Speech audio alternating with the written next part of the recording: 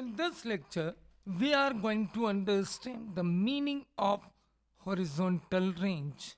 What is it and how it can be calculated if we have been provided initial velocity of projection, angle of projection, and the knowledge of acceleration, which is here, especially in this particular case, we have acceleration to be equal to g along negative y direction, because here we are taking y direction to be along the vertical with vertically upward to be positive y, and along the ground we are taking x coordinates or x axis. So to get the range along the ground means up to what distance it reaches its flight completes. So just the first question that arises, that what is the meaning of range here?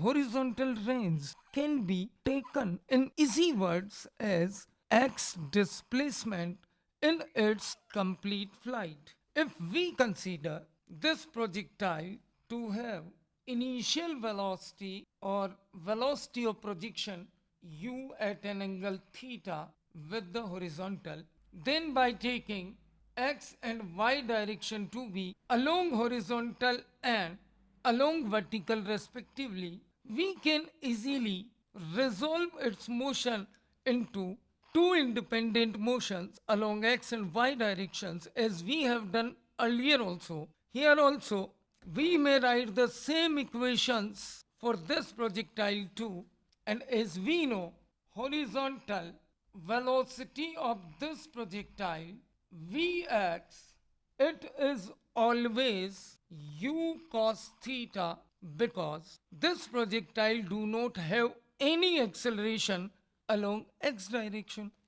So throughout the flight of this projectile, its horizontal velocity remains constant.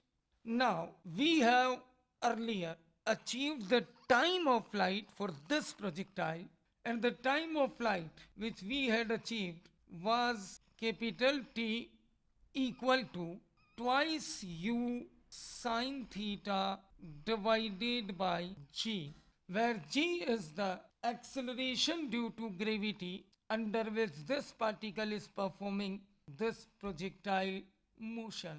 So by taking these two values, we can get this horizontal range. R is equal to horizontal velocity into time of flight.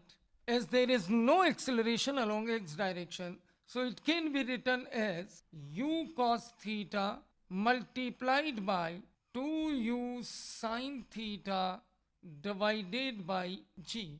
So horizontal range R becomes Vx, horizontal velocity, into time of flight, which becomes, when we put value of Vx to be u cos theta and value of time of flight to be 2u sine theta by g from here, we get u square sine 2 theta divided by g, which is the desired value of the horizontal range along the ground where this projectile finally lands. If we talk about a practical example in which a projectile is fired with velocity 20 meter per second at angle 37 degree from horizontal, find horizontal range of